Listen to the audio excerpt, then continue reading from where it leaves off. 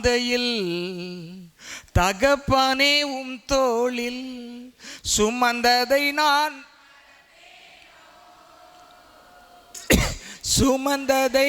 நான் மறப்பேனோ. தனிமையின் பாதையில் தகப்பனே உம் தோளில் சுமந்ததை நான் மறப்பேனோ. சுமந்ததை நான் மறப்பேனோ. எத்தனை அன்பு என் மேல், எத்தனை பாசம் என் மேல், எத்தனை அன்பு என் மேல், எத்தனை பாசம் என் மேல். இதற்கு ஈடு என்ன தருவேன் நான், இதற்கு ஈடு என்ன தருவேன் நான், இதற்கு ஈடு என்ன தருவேன் நான், இதற்கு ஈடு என்ன தருவேன் நான். அன்பு தகப்பன் என்னோடும் சபையோடும் பேசும். இயேசுவின் நாமத்தில் கேட்கிறோம் நல்ல பிதாவே, ஆமென். ஹல்லேலூயா. கர்த்தருடைய நாமம் மகிமைப்படுவதாக. இந்த நேரத்தில் தேவனுடைய வார்த்தையை கேட்க வந்திருக்கிற உங்களை தேவன் அளவில்லாமல் ஆசீர்வதிப்பாராக. இந்த மாதத்திலே யோசுவாவின் புஸ்தகம் 24ஆம் அதிகாரம் 15ஆம் வசனத்திலே நானும் என் வீட்டாரும் கர்த்தரையே சேவிப்போம் என்ற வாக்குத்தத்த வசனத்தை தேவன் நம் சபைக்கு தந்தார். அதை நாம் தியானித்துக் கொண்டிருக்கிறோம். இன்றைக்கு யோசுவா என்று சொன்னாலே ஒரு யுத்த வீரன், விசுவாச வீரன் மட்டுமல்ல, அவன் தேவனுக்காக யுத்தங்களை, கர்த்தருடைய யுத்தங்களை செய்து, இதை கொஞ்சம் கரெக்ட் பண்ணுங்க, கர்த்தருடைய யுத்தங்களை செய்து எதிரிகள் மேல் வெற்றி கண்ட ஒரு மனிதன். அந்த மனுஷன் தன்னுடைய ஜனத்தின் பலத்தை குறித்து பேசுகிறார். தம்முடைய ஜனத்தின் பலத்தை குறித்து பேசுகிறார். என்ன பேசுகிறார் அப்படின்னு சொல்லி பார்த்தீங்கன்னா, யோசுவாவின் புஸ்தகம் 23ஆம் அதிகாரத்தில் 10ஆம் வசனத்தை வாசியுங்கள். யோசுவாவின் புஸ்தகம் 23ஆம் அதிகாரம் 10ஆம் வசனத்தை வாசியுங்கள். உங்களில் ஒருவன் 1000 பேரை துரத்துவான். உங்களில் ஒருவன் 1000 பேரை துரத்துவான். உங்கள் தேவனாகிய கர்த்தர் உங்களுக்கு சொன்னபடி, தேவனாகிய கர்த்தர் உங்களுக்கு சொல்லியிருந்தபடியே அவர்தாமே உங்களுக்காக யுத்தம் பண்ணுவார். அவர்தாமே உங்களுக்காக யுத்தம் பண்ணுவார். ஆகையால் உங்கள் தேவனாகிய கர்த்தரில் அன்பு கூறும்படி, ஆகையால் உங்கள் தேவனாகிய கர்த்தரில் அன்பு கூறும்படி உங்கள் ஆத்துமாக்களை குறித்து, உங்கள் ஆத்துமாக்களை குறித்து மிகவும் எச்சரிக்கையாயிருங்கள். மிகவும் எச்சரிக்கையாயிருங்கள். அல்லேலூயா. சரி, நல்லா கவனிங்க. நாம் தேவனுடைய பிள்ளைகளாக இருக்கிற நாம் வாழ்க்கையில வெற்றி பெறணும் அப்படின்னு சொல்லி சொன்னா, ஒருவன் 1000 பேரை துரத்தணும்னு சொன்னா என்ன செய்யணும்னா, நம்ம ஆத்துமாவை குறித்து எச்சரிக்கையாய் இருக்க வேண்டும். எதை குறித்து எச்சரிக்கையா இருக்கணும்? ஆத்துமாவை குறித்து எச்சரிக்கையா இருக்க வேண்டும். அல்லேலூயா. போதும், கவனிங்க. ஒருத்த 1000 பேரை துரத்த முடியுமா? இல்லை 1000 பேர் ஒருத்தனை துரத்துவானா? எது ஈஸி? 1000 பேர் சேர்ந்து ஒருத்தனை துரத்துறது ஈஸியா, அல்லது ஒருத்த 1000 பேரை துரத்துறது ஈஸியா? எங்கே போகிறானே தெரியாது. ஆனால் பைபிள் என்ன தெரியுமா சொல்லுது? ஒருவன் 1000 பேரை துரத்துவான். சரி, நம்ம சரீர பிரகாரமாக 1000 பேரை துரத்த முடியாது. ஆண்டவர் என்ன வாக்கு கொடுக்குறாருன்னா, 1000 பிசாசு உனக்கு எதிராக வந்தாலும் நீ ஒரு ஆள் 1000 பேரை உன்னால் துரத்த முடியும். கையை தட்டி ஆண்டவருக்கு நன்றி சொல்லலாமா? ஆண்டவர் எப்பொழுதுமே நம்மால் முடியாததை நீ தான் செய்வன்னு சொல்லிட்டு போயிட்டே இருப்பார். அதான் வாக்குத்தத்தம். நம்மால் முடியாததை நீ தான் செய்வன்னு சொல்லிட்டு போயிட்டே இருப்பார். அதுக்கு பேர் தான் என்னது?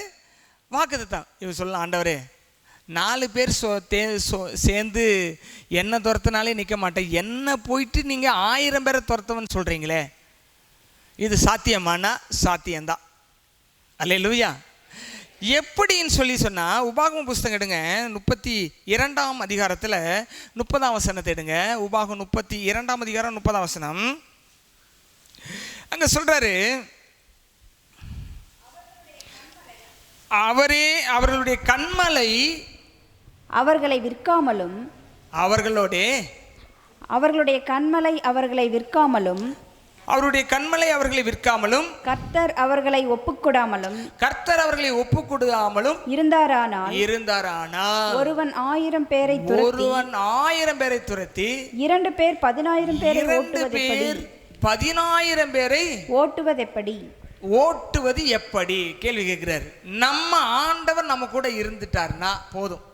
நம்மளை வித்து போட்டார் சாத்தான் கையிலன்னு சொன்னா, சத்துரு கையில் வித்து போட்டுட்டார்னா ஒருத்தனை கூட ஒருத்தன் துரத்த முடியாது. ஆனால் அவர்களுடைய கண்மலையாகிய கிறிஸ்து உங்களோடு இருப்பார் என்று சொன்னால் ஒருவன் 1000 பேரை துரத்துவானாம். 2 பேர் சேர்ந்து 10,000 பேரை துரத்துவானாம்.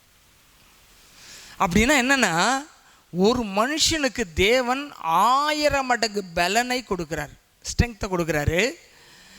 ஒரு மனுஷன் அதே மாதிரி உருவாக்கப்பட்ட இன்னொரு மனுஷன் சேரும்போது 2 பேர் சேர்ந்து அவங்களுடைய எஃபெக்ட் 10 மடங்கு அதிகமாக இருக்குது. 10x 10 மடங்கு எக்ஸ்ட்ரா ஆயிடுது. ஆனால் அவங்க 10,000 பேரை துரத்துவாங்களா? பிரச்சனைகள் எப்பொழுதுமே காத்திருக்கிறது நீங்கள் விரட்டுவதற்காக. நீங்கள் விரட்டினீங்கன்னா ஓடிடும். 1 2 அல்ல, 1000 அல்ல, 10,000 பிரச்சனை நீங்கள் சொன்னால் போகிறதுக்கு ரெடியாக இருக்குது. நீங்கள் பிரச்சனையை பார்த்து பயந்துட்டு உட்கார்ந்துட்டு இருந்தீங்கன்னா பிரச்சனை அங்கே உட்காந்துருக்கும். உங்கள் கட்டளைகளுக்கு கீழ்ப்படியே பிரச்சனைகள் காத்திருக்கிறது. இந்த காலை வேளையில் எப்படிப்பட்ட பிரச்சனைக்குள்ளாக நீங்கள் இருந்தாலும் கவலைப்படாதீர்கள். அதை பார்த்து பேசுங்கள், ஓட்டுங்கள், விரட்டுங்கள், ஓடி போயிடும். அல்லேலூயா. சத்தம் ஒரு அல்லேலூயா சொல்லலாமா? சரி, இப்போ யோசுவா ஒரு யுத்த வீரன், நானும் என் வீட்டாரும் கர்த்தரை சேவிப்போன்னு சொல்லி தன்னுடைய வாழ்க்கையை மற்றவர்களை விட்டு தனிமைப்படுத்தி வாழ்ந்த ஒரு மனுஷன். இங்கே யோசுவா குறித்து வாசித்தீங்கன்னா, ஆசரிப்பு கூடாரத்தை விட்டு நீங்காமல் எப்பொழுதும் வேதத்தை தியானித்து கொண்டிருந்த ஒரு மனுஷன்.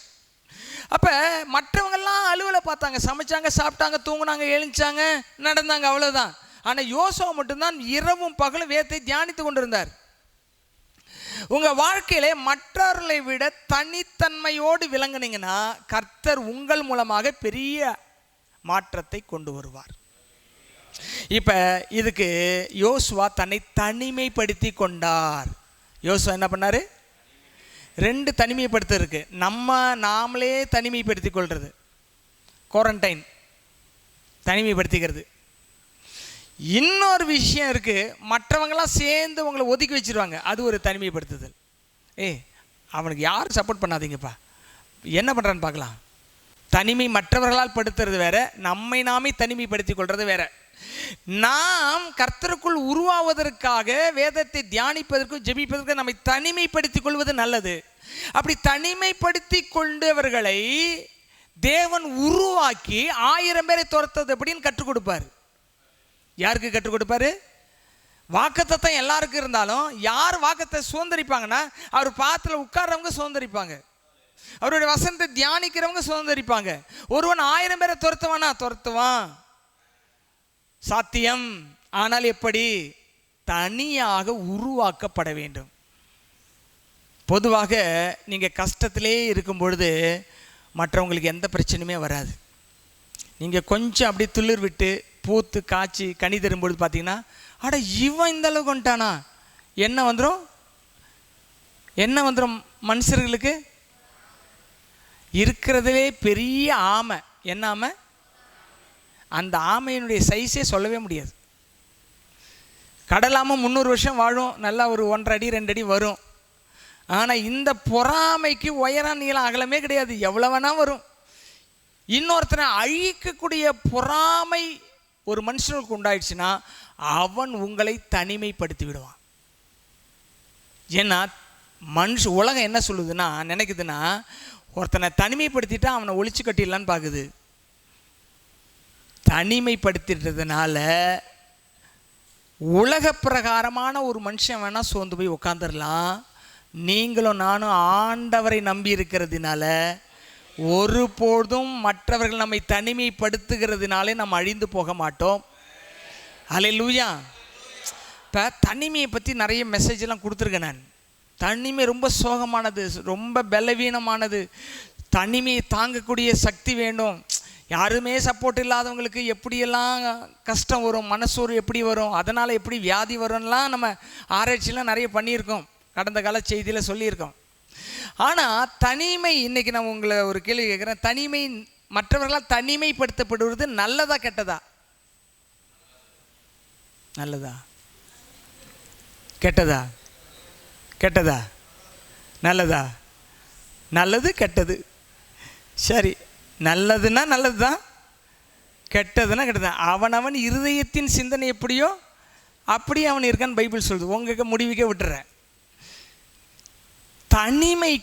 தனிமை என்பது பலவீனமான ஒன்று அல்ல, தனிமை என்பது வலிமையான ஒன்று. அல்லேலூயா. அந்த கண்ணோட்டத்தில் வசனத்தை நம்ம தியானிக்க போகிறோம். உங்களுடைய பதில்கள் சரியானது தான், உங்கள் நிலையை அது வெளிப்படுத்துகிறது. ஆனால் இன்றைக்கு என்ன கற்றுக்கொள்ள போகிறோம்னா, தனிமை என்னும் வலிமை. அல்லேலூயா. சத்தமா சொல்லாமா? தனிமை என்னும் வலிமை. இப்படி செய்யுங்க, தனிமை என்னும் வலிமை. அல்லேலூயா. தனியா இருக்கிறேன் அப்படில, நான் தனியா இருக்கேன் தெரியுமா? சண்டைக்கு வந்தான்னு பார்த்தீங்கன்னா எங்கள் ஊரில் ஒண்டி கொண்டி வரையா பார்க்கலாம், ஒண்டி கொண்டி தான் கேட்குறான். ஒருத்தன் உண்மையான வீரனாக இருந்தால் ஒருத்தன் எல்லாத்தையும் சமாளிப்பேங்கிறான். தனிமை வலிமை நிறைந்தது. தனிமை வலி நிறைந்தது அல்ல, அது வலிமை நிறைந்தது.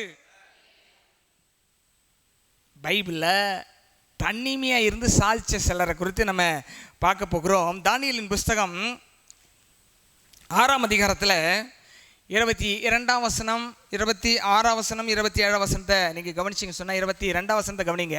அங்கே போட்டிருக்கிறது, தானியேலை கொண்டு போய் சிங்க கெபியிலே போட்டாங்க. தனியாக இருந்தாரா கூட யாராக இருந்தாங்களா? Read it quickly. தனியாக இருந்தாங்களா யார் கூட இருந்தாங்களா? தனியாக தான் இருந்தார். சிங்க கபில போடும்பொழுது தானியேல் தனிமையில் இருந்தாரே, பலவீனமாக இருந்தாரா வலிமை நிறைந்தவராக இருந்தாரா? வலிமை நிறைந்தவராக இருந்தார். ஏன்னா அவர் கூட தேவன் இருந்தார். கரங்களை தட்டி கர்த்தரை மகிமைப்படுத்துவோம். அவரோட தேவாதி தேவன் இருந்தார், சர்வ வல்லமையுள்ள தேவன் இருந்தார். ஒரு மனிதன் தனியா இருக்கும் பொழுது தேவன் அவனோடு இருந்தால் அவன் வலிமை பெற்ற தனி மனிதனாக இருப்பான். அவனை யாராலும் அசைக்க முடியாது, யாராலும் வீழ்த்த முடியாது. தனிமை என்னும் வலிமை உங்களோடு இருப்பதாக.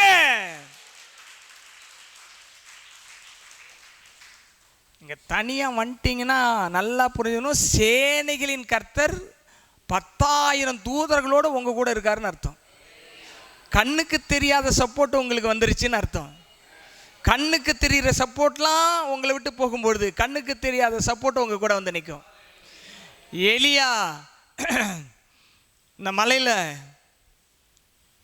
நிற்கும் பொழுது அவன் வேலைக்காரன் வந்து சொல்கிறான், ஐயோ ஆண்டவனே, எலிசா கிட்ட சொல்கிறான், ஐயோ எல்லாம் எதிரிக வந்துட்டாங்க, ரதத்தெல்லாம் வந்து நிற்குது, நம்ம ஒருத்தர் இருக்கிறோமே என்ன பண்ணுறதுன்னு. அப்போ எலியா சொல்கிறாரு, ஆண்டவரே இவன் கண்களை திறந்த உடனே பார்த்தா அந்த மலை ஃபுல்லும் அக்கினி ரதங்களும் அக்கினி குதிரைகளும் வந்து குவிந்து நின்றதை அந்த வேலைக்காரன் பார்த்தான். அல்லேலூயா.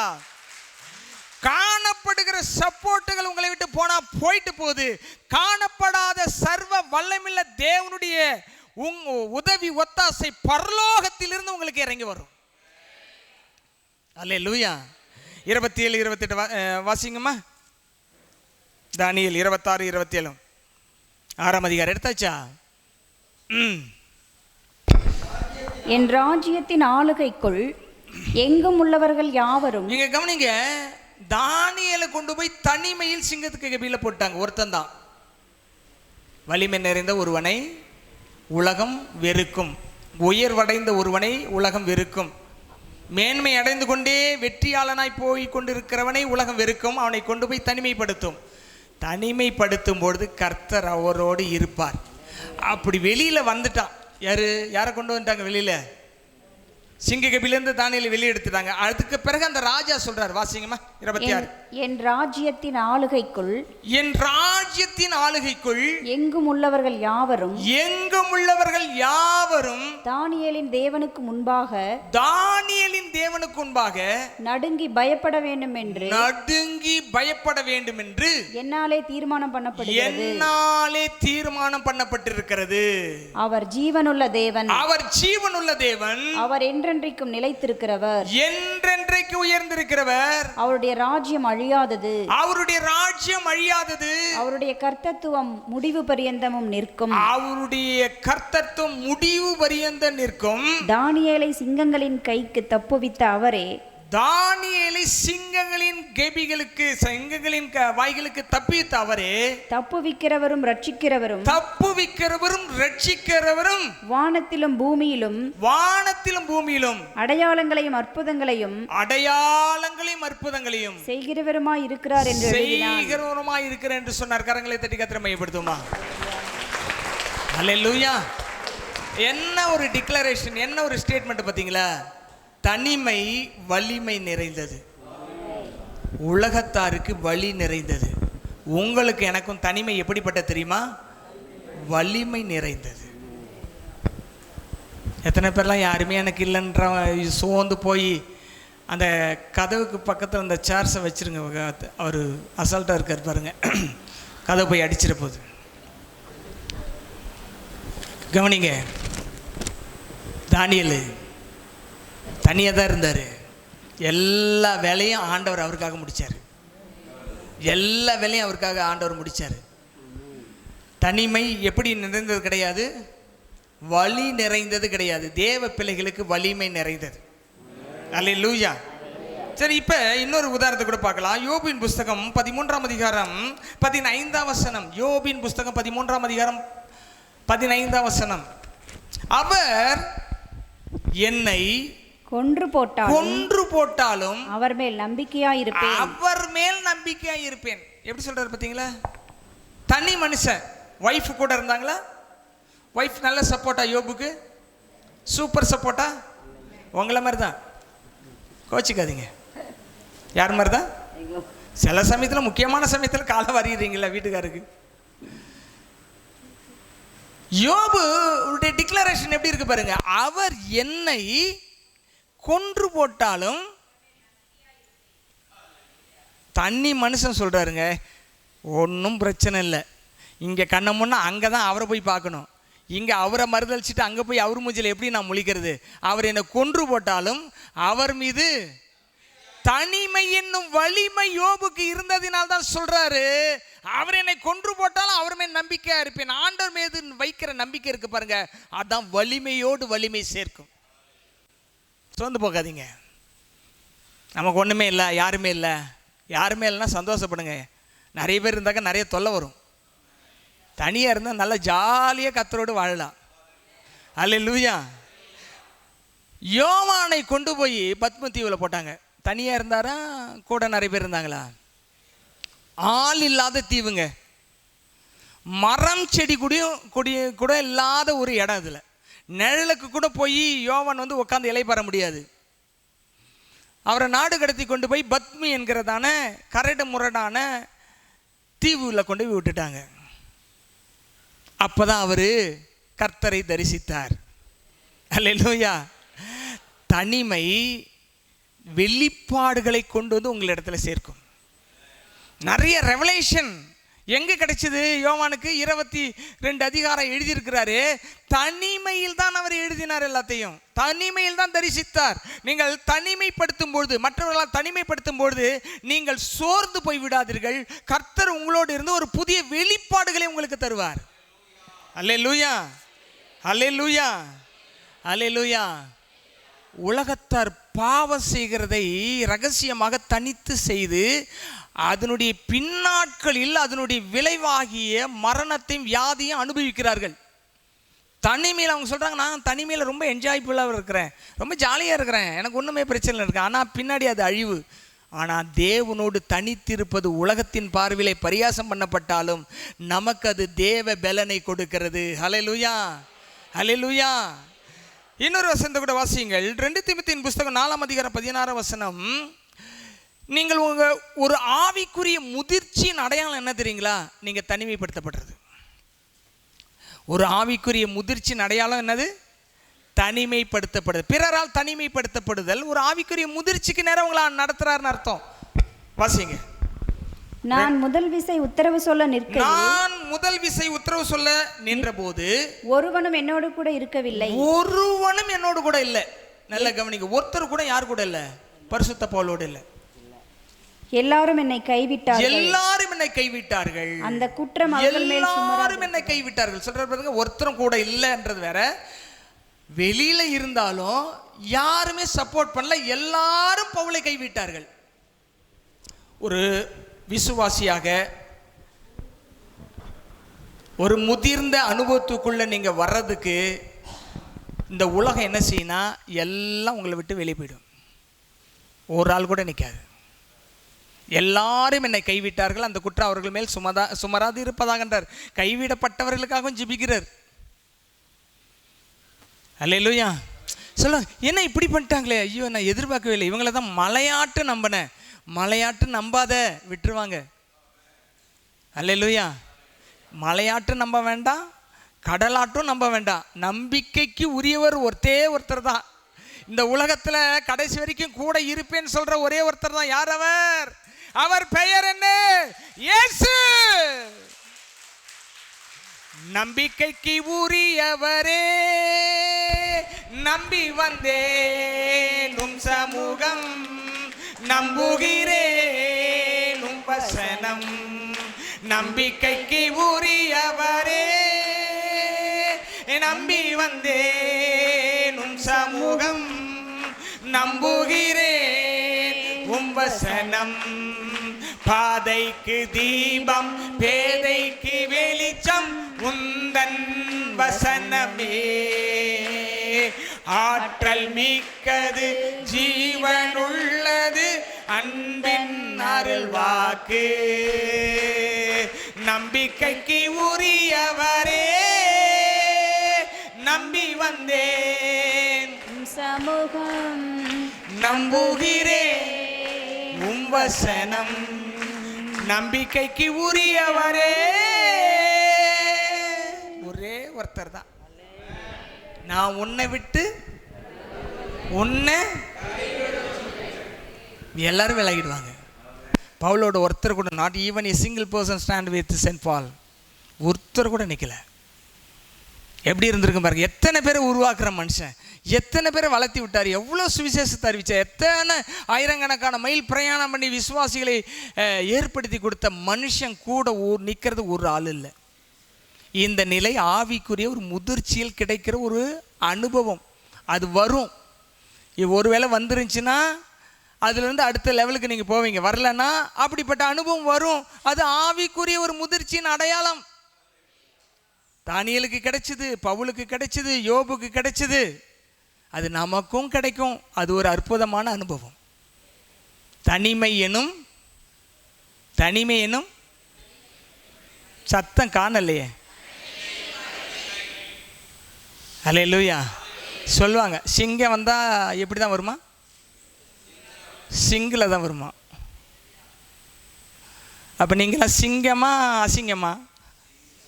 சிங்கம்னா என்ன படுத்தப்படுவீர்கள்? தனியாக போனாலும் சிங்கம் போச்சுன்னா காடி அதிரும் தெரியுமா? சிங்கம் ஒரு சவுண்டு விட்டுச்சுன்னா காடி அதிரும். சிங்கம் என்னைக்குமே அழாது. நீங்கள்லாம், நானும் நீங்களாம் என்ன பண்ணுறோம்? ஏதோ கொஞ்சம் கஷ்டம் வந்துட்ட பண்ண இப்படி பண்ணிட்டாரே, என்ன பண்ணுறது? தனிமையில் நாம் தேவனோடு நிற்கும்போது நம்மளை வலிமை மிக்கவர்களாக தேவன் நம்மை உருவாக்குகிறார். அதனால் தனிமை, உங்களுக்கு எந்த ஃபினான்ஷியல் சப்போர்ட் இல்லை, ஆள் சப்போர்ட் இல்லை, மாரல் சப்போர்ட் இல்லை, எந்த சப்போர்ட் இல்லையா? ஓகே, கர்த்தர் சப்போர்ட்டுக்கு வந்துட்டாரு. அல்லேலூயா. யார் சப்போர்ட்டுக்கு வந்துட்டாரு? கர்த்தர் சப்போர்ட்டுக்கு வந்துட்டாரு. கரங்களை தட்டி கர்த்தரை மேம்படுத்துவோம்.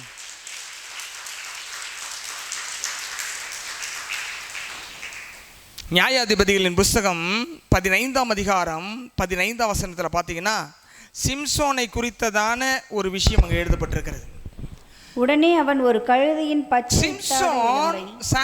சிம்சோன் ஒரு தனி மனுஷன், ஒரு சப்போர்ட்டும் ஒருத்தருமே கிடையாது. அவன் கூட தனியாக போய் மாட்டிக்கிட்டான். 1000 பேர் வந்துட்டாங்க. யாரை பிடிச்சிட்டு போகிறதுக்கு? பெலிஸ்தர் 1000 பேர் ரவுண்டு கட்டிட்டாங்க. இப்போ அவன் ஒரு சின்ன ஒரு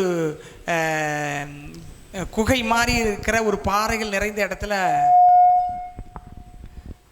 என்ன செய்கிறான், நிற்கிறான். அப்போ என்ன நடக்குது பாருங்க.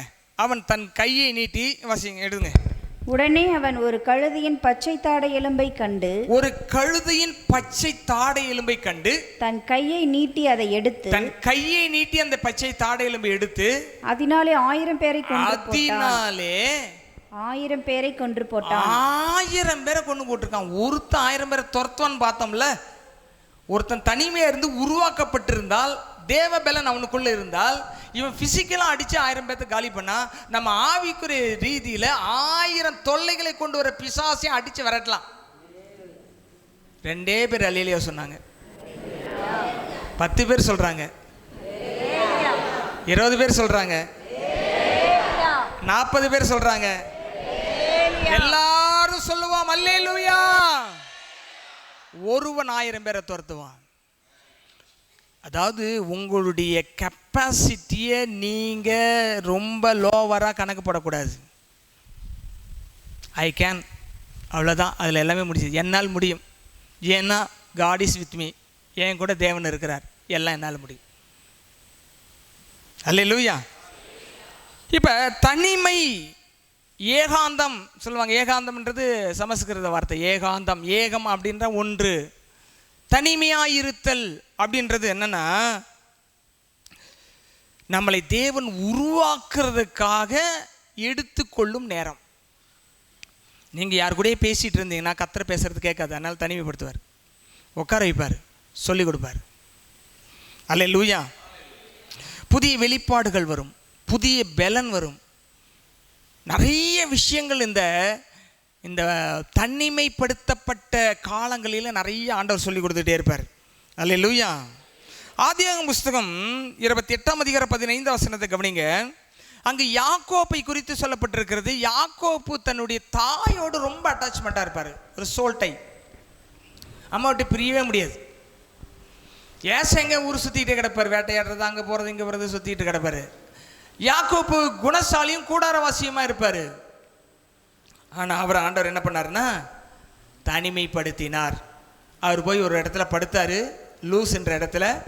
அங்கு வானத்துக்கு பூமிக்கு ஏணி வைக்கப்பட்டு அதில் தேவதூதர் ஏறுகிறதாக கனவு கண்டு அது இடத்துக்கு பெத்தேல் என்று பேர் வைத்தார். அப்போ ஏம்மா இப்படி வந்து உட்காந்துக்கு, கொஞ்சம் ஸ்டூடெண்ட் மாதிரி சத்தம் வராது. அப்போ தான் ஓகே. அப்போ என்ன நடக்குதுன்னு சொன்னால் வாசிங்க 28:15. நான் உன்னோடு இருந்து நீ போகிற இடத்திலெல்லாம் உன்னை காத்து இந்த தேசத்திற்கு உன்னை திரும்பி வர பண்ணுவேன். நான் உனக்கு சொன்னதை செய்யவலமும் உன்னை கைவிடுவதில்லை என்றார். அல்லேலூயா. தனியாக இருக்கிறேன், எனக்கு சப்போர்ட் இல்லை, எனக்கு ஆலோசனை சொல்ல ஆள் இல்லை, எனக்கு கூட வர ஆள் இல்லை, எனக்கு யாரும் எதுவுமே இல்லைன்னு சொன்னால், யாக்கோப்புக்கு சொன்னதை இன்னைக்கு ஆண்டவர் உங்களுக்கு சொல்கிறார். நான் உனக்கு சொன்னதை செய்யும் அளவும் நான் உன்னை கைவிடவே மாட்டேங்கிறார். அல்லேலூயா, அல்லேலூயா. யாக்கோப்பு என்னும் சிறு பூச்சியே, நீ ஒன்றுக்கும் கலங்கி விடாதே. இஸ்ரவேலின் சிறு கூட்டமே, நீ எதற்கும் பயந்து விடாதே. யாக்கோப்பு என்னும் சிறு பூச்சியே, நீ ஒன்றுக்கும் கலங்கி விடாதே. இஸ்ரவேலின் சிறு கூட்டமே, நீ எதற்கும் பயந்து விடாதே. உன்னை உண்டாக்கினவர், உன்னை சிருஷ்டித்தவர், உன்னை உண்டாக்கினவர், உன்னை சிருஷ்டித்தவர் முன்னே நடந்து செல்கிறார். தீங்கு ஒன்றும் செய்யாதே, தீங்கு உன்னை ஒன்றும் செய்யாதே. யாக்கோப்பு என்னும் சிறு பூச்சியே, நீ ஒன்றுக்கும் கலங்கி விடாதே. இஸ்ரவேலின் சிறு கூட்டமே, நீ எதற்கும் பயந்து விடாதே. அல்லேலூயா. தனியாக இருக்கிற இனிமே சோர்ந்து போறதுக்கு வாய்ப்பே கிடையாது. தனிமை எனும் வலிமை. அல்லேலூயா. சமுதாயம்னா என்ன தெரியுமா? எல்லா சொந்தங்களும் சேர்ந்து ஒரு கூட்டமைப்பு தான் என்னது? சமுதாயம். சில விஷயங்கள் செய்யும்போது யாருமே சப்போர்ட் பண்ணலன்னா சோர்ந்து போகாதீங்க. கர்த்தர் உங்களுக்கு ஏற்ற உதவியை செய்வார். யார் மூலமாக செய்வார்னா, யாரெல்லாம் பொறாமப்பட்டு எதுக்குறாங்களோ அவங்க மூலமாகவே செஞ்சு முடிச்சிருவார். அல்லேலூயா. அவருடைய ஸ்டைலே வேற. யாருக்கு எப்போ என்ன மாதிரி செய்வார்னு நமக்கே தெரியாது, ஆனால் செய்வார். எப்படி செய்வார் மட்டும்தான் தெரியாது, ஆனால் செய்வார். எப்படி செய்வார் தெரியாது, ஆனால் செய்வார். அல்லேலூயா, அல்லேலூயா. சரி, அப்போ தனிமையில் என்ன செய்யணும்னா கர்த்தரோடு நிற்கணும். யார் கூட நிற்கணும்? கர்த்தரோடு நிற்கணும். 1992 இங்கே நான் வரும்பொழுது ஒருத்தருமே இல்லை. எத்தனை பேர் இருந்தாங்களன்னா? இல்லை. யார் கூட இருந்தேன்னா கர்த்தரோடு இருந்ததுனால தான் சாத்தியமற்ற காரியங்களை கர்த்தர் சாத்தியமாக்கி வைத்திருக்கிறார். எதெல்லாம் இது நடக்காது நடக்காது நடக்காது நடக்காது நடக்காது நடக்காதுன்னு முடிவு பண்ணாங்களோ அதையெல்லாம் நம்முடைய கண்களுக்கு முன்பாகவே கர்த்தர் நடத்தி முடித்திருக்கிறார். அப்போ தனிமையில் ஆண்டவரோடு இருந்து பாருங்க, சாத்தியமற்றவைகள்லாம் சாத்தியமாகும். இம்பாசிபிள்ஸ் ஆர் பாசிபிள், அவ்வளோதான். எல்லாமே சாத்தியமாகும். தனிமை என்பது கைவிடப்பட்ட நிலை அல்ல. எல்லாரும் சொல்லுங்க, தனிமை என்பது நம்ம தேவ பிள்ளைகளுக்கு இருக்கிற ஒரு பெரிய ஸ்ட்ரெங்க் என்ன தெரியுமா? தனிமை என்பது கைவிடப்பட்ட நிலை அல்ல. சரி, ஆகார் தனித்து தானே போனா, பையனை கூட்டிகிட்டு போனால, அங்கே போய் தண்ணி கிடைக்கலன்னு கல்லெறியும் தூரத்தில் போய் உட்காந்து அழுதால. அங்கே என்ன நடந்துச்சு? அங்கே என்ன நடந்துச்சு? அங்கே ஒரு நீரூற்றை ஆண்டவர் காண்பித்தார், உண்டாக்கினார். அப்போ பாருங்க, தனிமையில் ஜெபிக்கும் பொழுது அற்புதம் நடக்கும். 4 பேர் சேர்ந்து ஜெபிச்சாக்கா 4 பேரும் ஜெபிக்கிறத கேட்பாங்க. கேட்டுட்டு இவங்க ஓவராக ஜெபிக்கிறாங்க, இது நடக்காதுன்னு முடிவு பண்ணிடுவாங்க. ஆண்டவரே, இந்த அம்மா ரொம்ப ஆசைப்பட்டு 1 லட்ச ரூபா கேட்குது, கொடுக்காதீங்க, இந்த அம்மாவுக்கு 10,000 கொடுங்கன்னு சொல்லுவாங்க கூட ஜெபிக்கிறவங்க. நீங்கள் தனியாக ஜெபிச்சிங்கன்னா 1 லட்சம் ஜெபிச்சா 1 லட்சத்தை வாங்கிடலாம். இப்போ எப்படி தனியாக ஜெபிக்க போகிறீங்களா, கூட்டா ஜெபிக்க போகிறீங்களா? கூட்டணி சேர்ந்து ஜெபிக்கிறது தோற்று போகும். நானும் பார்க்குறேன், அந்த அம்மா விடாமல் இப்படியே ஜெபிக்கிறாங்க, அது எப்படி நடக்கும் அப்படின்னு அவங்க உங்கள் விசுவாசத்துக்கு முடிச்சு போட்டுருவாங்க. ஆனால் தனித்து ஜெபிக்கும் பொழுது நீங்கள் என்ன சொல்கிறீங்களோ அது ஆண்டவருக்கு தெரியும். ஆண்டவர் இருதயத்தை பார்த்து ஆசீர்வாதத்தை கொடுத்தார். அல்லேலூயா. அதனால தான் மோசே தனித்து ஜெபம் பண்ணார், யாக்கோப்பு தனித்து ஜெபம் பண்ணார். யாக்கோப்பு நதியில் எல்லா பரிசுத்தவான்களும் தனி ஜெபத்தில் தான் வெற்றி பெற்றார்கள். இயேசு தனித்து போய் ஜெபம் பண்ணினார். அல்லேலூயா. தனியாக ஜெபிக்கும் பொழுது, தனியாக மற்றவர்களால் தனிமைப்படுத்தப்பட்டு இருக்கும் பொழுது சோர்ந்து போகவே கூடாது. அல்லேலூயா, அல்லேலூயா. சரி, யோசுவாவின் புஸ்தகம் 23:8 வாசிங்க, 8-9 வாசிங்க. யோசுவா 23ஆம் அதிகாரம் 8-9 சில கண்டிஷன்ஸை சொல்கிறேன், அதை நீங்கள் அப்ளை பண்ணணும் லைஃப்பில். வாசிங்க. இந்நாள் மட்டும் நீங்கள் செய்தது போல. என்னம்மா? இந்நாள் மட்டும் நீங்கள் செய்தது போல உங்கள் தேவனாகிய கர்த்தரை பற்றி கொண்டிருங்கள். கர்த்தரை பற்றி கொண்டிருங்கள். கர்த்தர் உங்களுக்கு முன்பாக பெரியவைகளும் பலத்தவைகளுமான ஜாதிகளை துரத்தி இருக்கிறார். இந்நாள் மட்டும் ஒருவரும் உங்களுக்கு முன்பாக நிற்கவில்லை. இந்நாள் மட்டும் ஒருவரும் உங்களுக்கு முன்பாக நிற்கவில்லை. நல்லா கவனிங்க. யார் ஒருவன் 1000 பேரை துரத்த முடியும்னா, உருவாக்கப்பட்ட ஒருவன் தான் 1000 பேரை துரத்த முடியும். உருவாக்கப்படாத ஆளு அந்த ஆளுக்கே நிற்கிறதுக்கு பலன் இருக்காது. உருவாக்கப்படணும். யோசுவா உருவாக்கப்பட்டார். எத்தனை பேர் கிளம்புனாங்க எகிப்து தேசத்திலிருந்து கானானை நோக்கி போகிறதுக்கு? 6 லட்சம் புருஷர்கள். மலைவி பிள்ளைகள்லாம் கணக்கு வைக்கல. 6 லட்சம் பேரில் எத்தனை பேர் உள்ளே போனாங்க? உருவாக்கப்பட்ட 2 பேர் போனாங்க. காலேப் உருவாக்கப்பட்டார், யோசுவா உருவாக்கப்பட்டார். மற்றவங்கெல்லாம் சோறு தின்னுட்டு இருந்தாங்க, தூங்குனாங்க, நடந்தாங்க, அவ்வளோதான். அவங்க உருவாக்கப்படணும்னு விரும்பலை. பாடுகள் வந்தவொடனே முறுமுறுத்தாங்க. தண்ணி கிடைக்கல முறுமுறுத்தாங்க, சாப்பாடு கிடைக்கல முறுமுறுத்தாங்க, கறி கிடைக்கல முறுமுறுத்தாங்க. முறுமுறுத்தே 40 வருஷம் அனாந்தரத்தில் அழிந்து போனாங்க. தேவன் தனிமைப்படுத்தப்பட்டு தேவனுக்காக நிற்கிறவர்களை உருவாக்கி அவர்கள் ஒருத்தனை கொண்டு 1000 பேரை துரத்துறாரு. இப்போ யோசுவாவும் காலேபும் சேர்ந்தாங்கன்னா 10,000 பேரை துரத்துறாங்க. அல்லேலூயா. நீங்க யாரோட ஐக்கியப்படுறீங்க, யாரோட சேர்ந்து ஜெபிக்கிறீங்க, உண்மையா உங்களை நேசிக்கிறவங்களோட சேர்ந்து ஜெபிச்சிங்கன்னு வைங்க, 10,000 மடங்கு பலன். அது அப்படியே 1000 10 மடங்கு ஆகும். 10,000 பேரை துரத்தலாம். இப்போ எல்லா பிரச்சனைங்க தீர்வு உண்டாயிடும். கணவன் மனைவியாக இருக்கிறவங்க கை கோர்த்து ஜெபிங்க. நீங்கள் உங்கள் குழந்தைகளுக்காக ஜெபிக்கும் பொழுது முரண்பாடாக ஜெபிக்க மாட்டீங்க. ஆசீர்வாதமாக இருக்கணும் தான் ஜெபிப்பீங்க. அந்த மாதிரி ஜெபம் யாராலையும் பண்ண முடியாது. அதனால் நல்லா ஜெபிங்க. அல்லேலூயா. இப்போ 10ஆம் வசனத்தை வாசிங்க.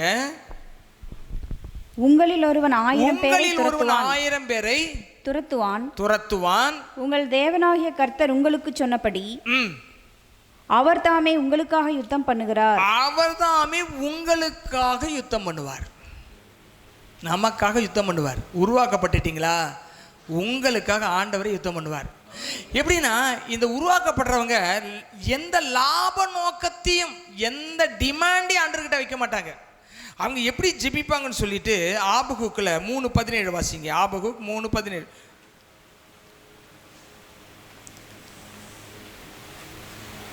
ஆபகுக்கு 3:17 சொல்லிருக்கு. அத்திமரம் துளிர் விடாமல் போனாலும், திராட்சை செடி பலனடையாமல் போனாலும்,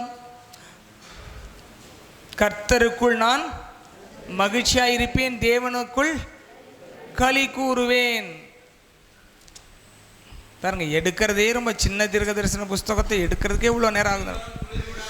அத்திமரம் துளிர் விடாமல் போனாலும், திராட்சை செடி பலன் உண்டாகாமல் போனாலும், ஒலிவ மரம் பலனற்று போனாலும், வயல்வெளிகளிலே தானியம் விளையாமல் போனாலும், மாட்டு மந்தைகள் முதலற்று போனாலும், தொழுவத்தில் மாடுகள் இல்லாமல் போனாலும், நான் கர்த்தருக்குள் மகிழ்ச்சியாயிருப்பேன், என் ரட்சிப்பின் தேவனுக்குள் களி கூறுவேன். உங்களுக்கு இருக்கிற ஆசீர்வாதத்தை சார்ந்து கொள்ளாதீங்க, அதை கொடுத்த ஆண்டவரை சார்ந்து கொள்ளும். ஆசீர்வாதம் வரும் போகும். ஆண்டவர் எப்பயுமே நிலைத்திருப்பார். அவர் தான் சொல்றார், நான் உன்னை விட்டு விலகுவதும் இல்லை. இந்த மாதிரி டிக்ளரேஷன் பண்றவங்களுக்காக கர்த்தர் யுத்தம் பண்ணுவார். இந்த மாதிரி அறிக்கை செய்கிறாங்கல்ல, அத்திமரம் துளிர் விடாமல் போனாலும், திராட்சை பழம் கூட வரும், ஆடு மாடு இல்லாமல் போனாலும், தானி இல்லாமல் போனாலும், இதெல்லாம் எதுவுமே இல்லாட்டாலும் பரவாயில்ல, கர்த்தர் இருக்கணும், அவ்வளோதான். நமக்கு கர்த்தர் இருக்காரா இல்லையோ, நிறைய பேருக்கு பணங்காசு இருக்குதா, ரைட்டு, அப்படின்னா கர்த்தர் இருக்காருன்னு அர்த்தம்னு நினச்சிக்கிறாங்க. எதுவுமே இல்லாமல் போனாலும் யார் இருக்கணும் கூட? கர்த்தர் இருக்கணும், அதான் முக்கியம். அப்படிப்பட்டவர்களுக்கு கர்த்தர் யுத்தங்களை செய்வார். நான் வாசிக்கிறேன் 13ஆம் வசனத்தை கவனிங்க. உமது ஜனத்தின் ரட்சிப்புக்காக நீர் அபிஷேகம் பண்ணி வைத்தவனின் ரட்சிப்புக்காகவே நீர் புறப்பட்டீர். யுத்தம் பண்ண ஆண்டவர் புறப்படுவார். யாருக்காக? எந்தமே எதிர்பார்க்கல, கர்த்தர் கூட இருந்தால் போதும், நான் உருவாக்கப்படணும், நான் 1000 பேரை துரத்துற மனுஷனா மாறணும் அப்படின்றவங்களுக்காக யார் யுத்தம் பண்ண கிளம்புவாராம்? கர்த்தரே யுத்தம் பண்ண கிளம்ப. யாருக்காக? தமது ஜனத்தின் ரட்சிப்புக்காக, அபிஷேகம் பண்ணி வைத்தவனுடைய ரட்சிப்புக்காகவும் புறப்பட்டீர். கழுத்தளவான அஸ்திபாரத்தை திறப்பாக்கி துஷ்டனுடைய வீட்டில் இருந்த தலைவனை வெட்டினீர். இது பிசாசை குறிக்குது, மனுஷனை இல்லை. தலைவனை வெட்டினா அப்படின்னா நீங்கள் உலக பிரகாரமாக நினைக்கக்கூடாது, ஆவிக்குரிய விதத்தில் தான் எடுத்துக்கணும். ஒவ்வொரு தீமைக்கும் ஒரு ஆவி அங்கே இருக்கும். அந்த ஆவி பதுக்கி இருக்கும். அது மண்ணுக்குள்ள அஸ்திபாரம் மறைஞ்சிருக்கிற மாதிரி மறைஞ்சிருக்கும். அது வெளியே கொண்டு வந்து அதன் தலையை ஆண்டவர் வெட்டுவார். உங்களுக்கு விரோதம் எத்தனை ஆவி பதுங்கி இருந்தாலும் அதை இன்னைக்கு வெளியே கொண்டு வந்து அதன் தலையை வெட்டுகிறார். அது மட்டும் இல்லை, அடுத்த வசனத்தை பாருங்க. என்னை சிதறடிப்பதற்கு பெருங்காற்றை போல் வந்தார்கள். சாத்தானுடைய நோக்கம் என்னன்னா, கர்த்தர் உலகம் தனிமைப்படுத்தும் பொழுது கர்த்தர் அவர்களை உருவாக்குறாரு. சாத்தானுடைய நோக்கம்னா ஒன்றா இருக்கிற 4 பேரை சிதறடிக்கும். கணவன் தனியாக, மனைவி தனியாக, பிள்ளைகள் தனியாக, அப்பா தனியாக, அம்மா தனியாக சிதறடிக்கும். அப்படிப்பட்ட சிதறடிக்கும் சிந்தனைகளை போடுவான்.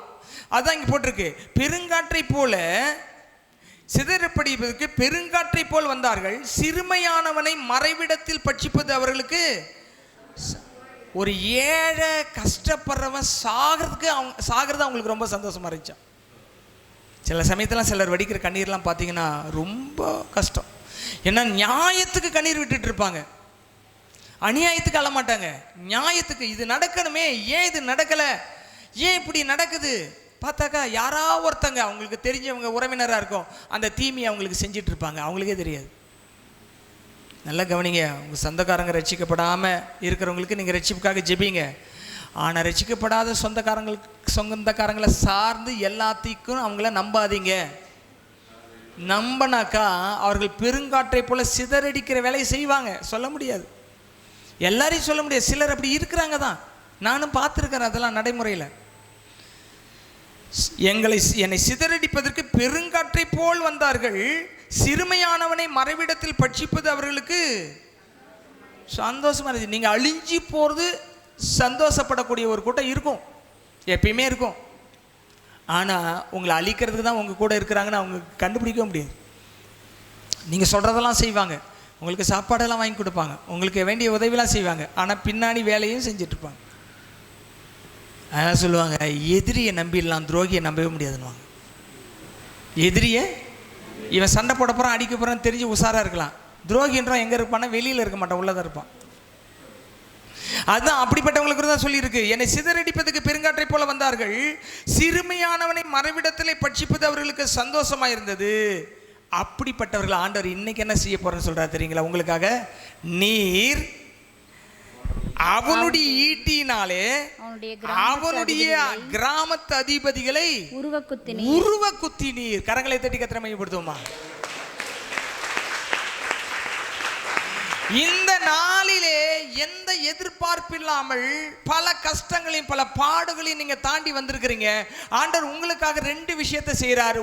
முதலாவது என்னன்னா, உங்களுக்கு எதிராக மறைந்திருக்கிற அசுத்தாவின் கிரிகளை வெளியே கொண்டு வந்து அவனுடைய காரியங்களை அழித்து போடுகிறார். அதான் தலைவனின் தலையை வெட்டுகிறார். துஷ்டமான கிரியைகள், விளங்காத கிரியைகள், புரியாத கிரிகள் உங்களுக்கு எதிராக நடந்து கொண்டிருக்க எல்லாத்துக்கும் இன்னைக்கு ஒரு முடிவு வருகிறது. கரங்களை தட்டி அதை பெற்றுக்கொள்ளுங்கள்.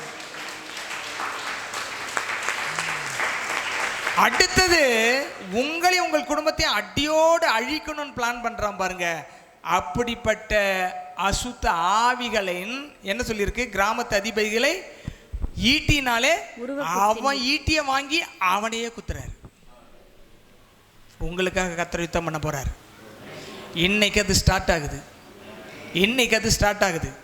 உங்களுக்கு விரோதமாக, உங்கள் கணவனுக்கு விரோதமாக, உங்கள் மனைவிக்கு விரோதமாக, உங்கள் பிள்ளைகளுக்கு விரோதமாக எத்தனை சாத்தான் பதுங்கிருந்து வேலை செஞ்சதோ அத்தனை சாத்தான் வெளியே கொண்டு அதன் தலையை வெட்டுகிறார்.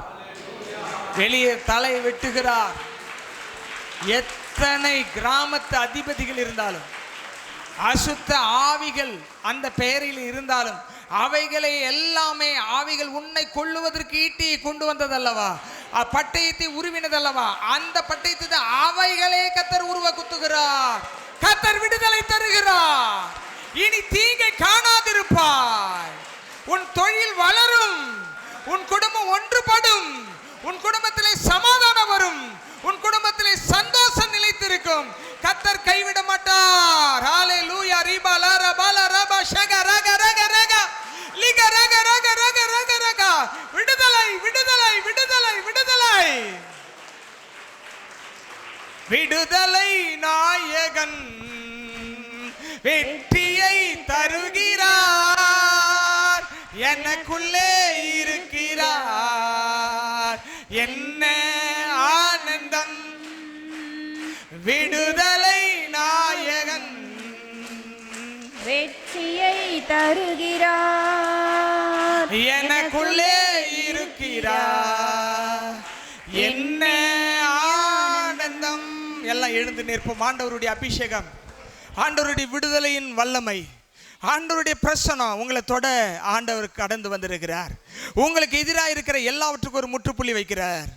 கிராமத்து துஷ்டனின் வீட்டிற்கு தலைவனை வெட்டினீர். கிராமத்து அதிபதிகளை அவனுடைய ஈட்டியினாலே உருவ குத்தினீர் என்று சொல்லி இருக்கிறது. இந்த பாடலிலே அந்த வரிகள் இருக்கிற வார்த்தைகள் இருக்கிறது. இன்றைக்கு கர்த்தர் உங்களுக்காக யுத்தம் பண்ண ஆரம்பிச்சிட்டார். நீங்கள் தனிமைப்படுத்தப்பட்டு அழுது கொண்டிருக்கிறீர்கள். உங்களுக்கு பண உதவி இல்லாமல் அழுது கொண்டிருக்கிறீர்கள். பேசுறதுக்கு கூட நல்லா இருக்கியான்னு கேட்கறது கூட ஆள் இல்லாமல் அழுது கொண்டிருக்கிறீர்கள். உங்கள் படுக்கையில் உங்கள் கண்ணீர் இருந்து கண்ணீர் தான் வடிந்து கொண்டிருக்கிறது. சாப்பாடை போட்டு தட்டில் வைக்கிறீங்க, ஆனால் கண்ணீர் தான் வருது, சாப்பிட முடியல. கொஞ்சம் காசு இருக்கு, இன்னும் கொஞ்சம் காசு இருந்தால் இந்த செஞ்சிடலான்னு நினைக்கிறீங்க, சப்போர்ட்டுக்கு ஆள் இல்லை. மகனே மகளே, இன்னைக்கு ஆண்டவர் உன்னை பார்த்து பேசுகிறார். நான் உனக்கு துணையாக வந்திருக்கிறேன். உன்னை உருவாக்குவதற்காக தனிமைப்படுத்தப்பட்டிருக்கிறாய். நான் உன்னை உருவாக்கி விட்டேன். இன்றைக்கு உனக்கு எதிராக இருக்கிற எல்லாவற்றுக்கும் நான் முடிவை கட்டுகிறேன். முடிவில்லாத தேவன் உங்களுக்கு ஒரு முடிவை இன்றைக்கு தருகிறார். முடிவில்லாதவரே, நல் முடிவை தருபவரே, என் விண்ணப்பத்திற்கும் என் கண்ணீருக்கும் பதிலை அளிப்பவரே, முடிவில்லாதவரே, நல் முடிவை தருபவரே, என் விண்ணப்பத்திற்கும் என் கண்ணீருக்கும் பதிலை அளிப்பவரே. எல்லா கரங்களை தட்டி எல்லா ஆவில நிரம்பி விடுதலை பெற்றுக்கொள்ளுங்கள். Receive the deliverance. எல்லா துஷ்டருடைய தலைகள் வெட்டப்படுகிறது. எல்லா கிராமத்தின் அதிபதியுடைய கிரிகள் உருவ குத்தப்பட்டு அகற்றப்படுகிறது. உனக்கு எதிரானவைகள் எல்லாம் அகற்றப்படுகிறது, அழிக்கப்படுகிறது. பெற்றுக்கொள் விடுதலையை. தனிமை எனும் வலிமையை பெற்றுக்கொள். தேவனுடைய வலிமை மிக்கவராக மாற்றி இருக்கிறார்.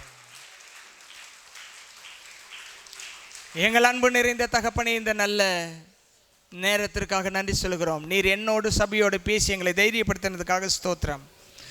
தொடர்ந்துள்ளதான எல்லா காரியத்தையும் நீர் பொறுப்படுத்திக் கொள்ளுங்க, ஆசீர்வதிங்க. இந்த சத்தத்தை கேட்கிற ஒவ்வொருக்கும் நான் வலிமை மிக்கவன், நான் பலவீனன் அல்ல, கர்த்தர் என்னோடு சேனையின் அதிபதியாக இருக்கிறார் என்ற அந்த தைரியம் உற்சாகம் காணப்படட்டும். இயேசுவின் நாமத்தில் மனதார ஆசீர்வதித்து ஜெபிக்கிறேங்க நல்ல பிதாவே.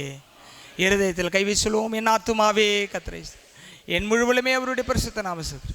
என் ஆத்துமாவே கர்த்தரை ஸ்தோத்திரி, அவர் செய்த சகல ஆமென். நம்முடைய கர்த்தராகிய இயேசு கிறிஸ்துவின் கிருபை, பிதாவாகிய தேவனுடைய அன்பு, பரிசுத்த ஆவியின் ஐக்கியம், சாமல் சமாதானம் உங்கள் அனைவரோடு என்றென்றும் இருப்பதாக. ஆமென். அல்லேலூயா. கர்த்தர் உங்களை ஆசீர்வதிப்பாராக.